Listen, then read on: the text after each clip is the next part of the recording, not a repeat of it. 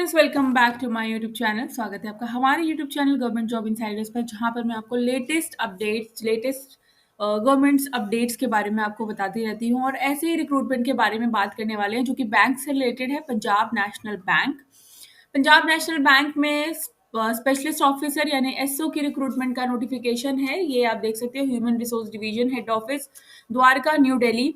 पूरी डिटेल को अच्छे से जानेंगे और वीडियो को एंड तक जरूर देखिएगा, आपके लिए बहुत इंपॉर्टेंट हो सकती है। स्टार्टिंग डेट की बात करें तो 3 मार्च से एप्लीकेशन बिगिन होगी। लास्ट डेट 24 मार्च है।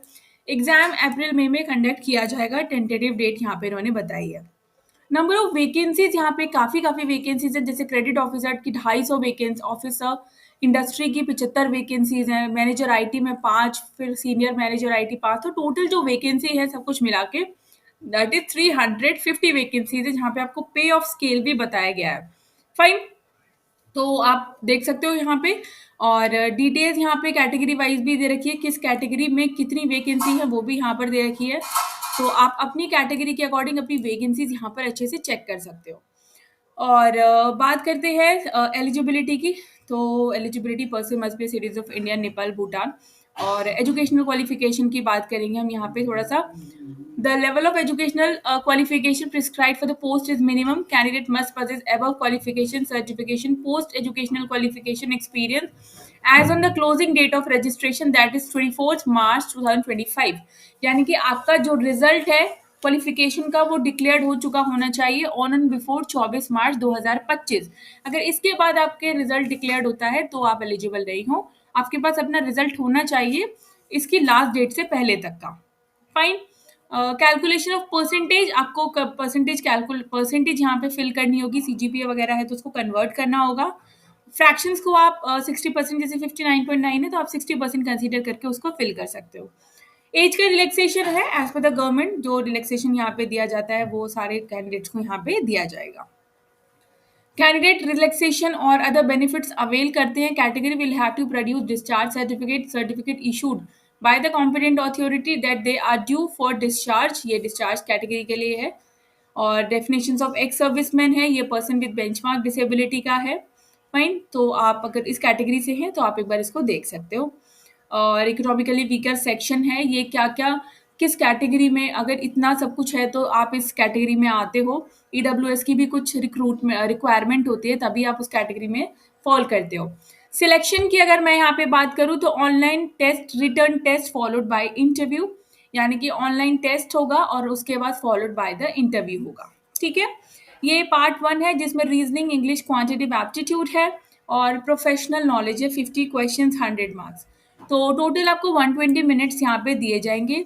फॉर ईच रॉन्ग आंसर 1/4 यानी 0.25 की नेगेटिव मार्किंग यहाँ पे होगी।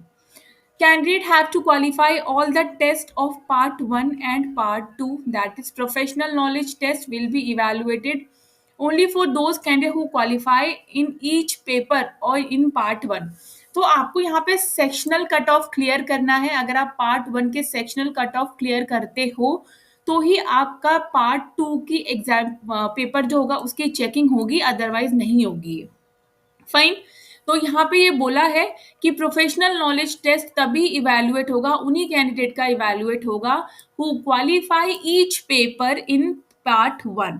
फाइन, तो पहले आपको ये तीनों को सेक्शनल कट ऑफ क्लियर करना है और अगर आप क्लियर करोगे तभी आपका प्रोफेशनल नॉलेज पार्ट 2 यहाँ पे चेक होगा। 0.25 यानी 1/4 की नेगेटिव मार्किंग होगी यहाँ पे। Candidate who obtain minimum qualifying marks decided by the bank in part 1 will be considered for shortlisting for interview on the basis of merit prepared as per marks obtained them in part 2, that is professional knowledge test, provided they fulfill other eligibility criteria, educational qualifications, certification, post educational qualifications। Documents in support, वो documents पूरा proper check होगा। Personal interview 50 marks का होगा। Minimum qualifying marks in interview shall be 45%। ठीक है, that is 22.50 for SC/ST and 50% यानी 25 marks हैं for other candidate. It means कि 50 मार्क्स का आपका इंटरव्यू होगा, जिसमें से 25 मार्क्स तो जनरल OBC EWS कैंडिडेट्स को सिक्योर करना है और 22.50 मार्क्स SC/ST और जो PWD कैंडिडेट्स होते हैं उनको सिक्योर करना है। Candidate obtaining minimum qualifying marks in personal interview will be provisionally selected for issuing offer of appointment based on aggregate scores obtained by them in part 2 online. Professional knowledge and interview, तो merit जो बनेगी वो professional knowledge जो part 2 होगा और plus interview होगा उसके basis पर ही बनेगी. Candidate should have qualified both in the online written test as well as interview and be in the merit to be shortlisted. Fine. Shortlisting of application followed by interview. तो personal interview will be conducted by the bank in the following manners. तो यहाँ पे जो आपका interview होगा वो bank में ही होगा, कहीं भी हो सकता है. डॉक्यूमेंट आपको सारे लेकर जाने होंगे. पर्सनल इंटरव्यू 50 मार्क्स का होगा, वो मैंने आपको बता दिया. ये एग्जामिनेशन के सेंटर्स हैं यहाँ पे, ठीक है. और यहाँ से आप फॉर्म को फिल कर सकते हो और यहाँ पर आपके एग्जाम्स के सेंटर्स हैं. जो रिटर्न एग्जामिनेशन होगा उसके सेंटर्स हैं. इंटरव्यू के सेंटर्स कुछ गिने चुने ही होंगे, तो जो कैंडिडेट सिलेक्ट होंगे उनको इंटरव्यू के लिए अलग से मेल आएगा. फाइन. और उसके बाद ये फॉलोइंग आइटम्स है will not be allowed in the examination centres. में कुछ भी अलाउड नहीं है. वॉच हो गया, रिस्ट वॉच हो गया, मेटालिक आइटम, ब्लूटूथ, जितने भी आईपैड्स के लिए सब आपको पता ही है कि क्या क्या एग्जामिनेशन में क्या क्या अलाउड नहीं होता है. अलाउड तो कुछ भी नहीं होता बिकॉज ऑनलाइन एग्जाम होगा, ये जहाँ तक है. The date of online online ही है, ठीक है. वो आपको एडमिट कार्ड में पता चल जाएगा, एडमिट कार्ड जब आएगा तो. अप्रैल में आई थिंक टेंटेटिव डेट है, तो तब तक आ जाएगा. उसके बाद यहाँ पे एग्जाम के बारे में मैंने आपको बता दिया है. ये लोकोमोटिव डिसेबिलिटी के लिए है. फाइन. अगर इंटेलेक्चुअल डिसेबिलिटी वगैरह है. List of document to be produce before personal interview. Fine. तो पर्सनल इंटरव्यू के लिए तो आपको इंटरव्यू का कॉल लेटर दिखाना होगा, सिस्टम जनरेटेड ऑनलाइन एप्लीकेशन, और 10th 12th और जितने भी आपके सर्टिफिकेट्स हैं और जितने भी EWS OBC वो सारे सर्टिफिकेट्स आपको यहाँ पे चाहिए होंगे. फाइन. और एक सर्विसमैन हो, पर्सन विद बेंचमार्क डिसेबिलिटी, और कोई भी डॉक्यूमेंट जो आपकी एलिजिबिलिटी को सपोर्ट करता हो. Candidate will not be allowed to appear for the interview अगर वो फेल हो जाता है डॉक्यूमेंट्स को शो करने में.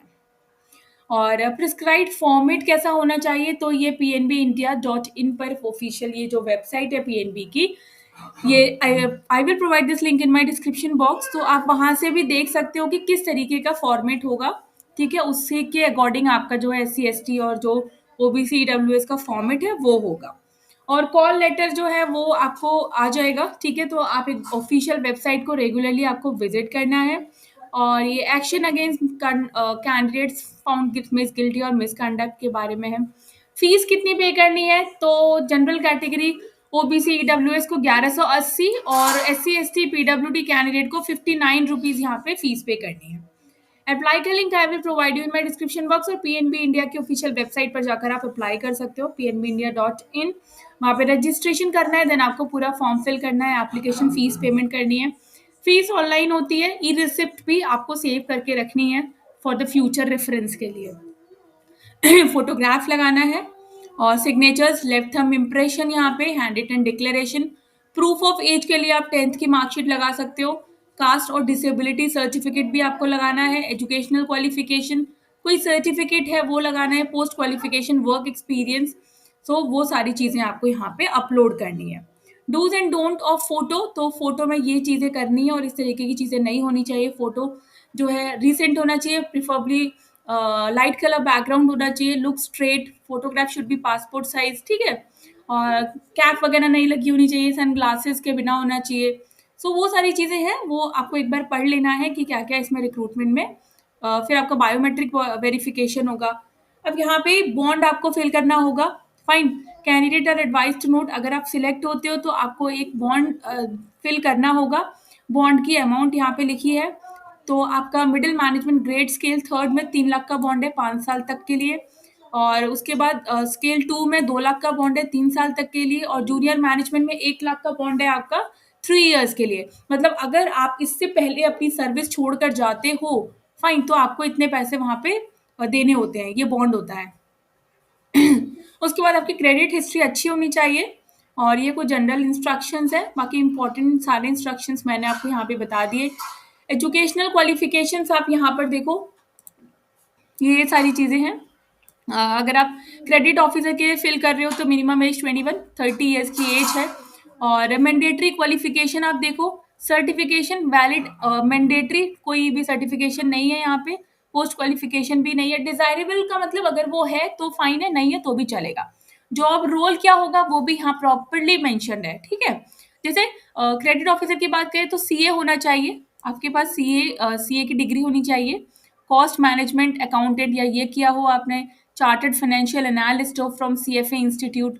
तो आपको पूरा डिटेल यहाँ पे मिल जाएगा अपनी ब्रांच से रिलेटेड। आप जिस भी स्ट्रीम में आप फॉर्म फिल करना चाहते हो वहाँ पे पूरी एज भी अच्छे से यहाँ पे मेंशन किया हुआ है। मैनेजर आईटी की बात करें तो फुल टाइम डिग्री है, BTech in computer science, information science full time, ठीक है। और मैंडेटरी की बात करें तो जनरल एआई और मशीन लर्निंग सर्टिफिकेशन किसी भी उससे, और experience 2 years experience in IT system in deploying AI और एमएल मॉडल्स, ये डिजायरेबल है।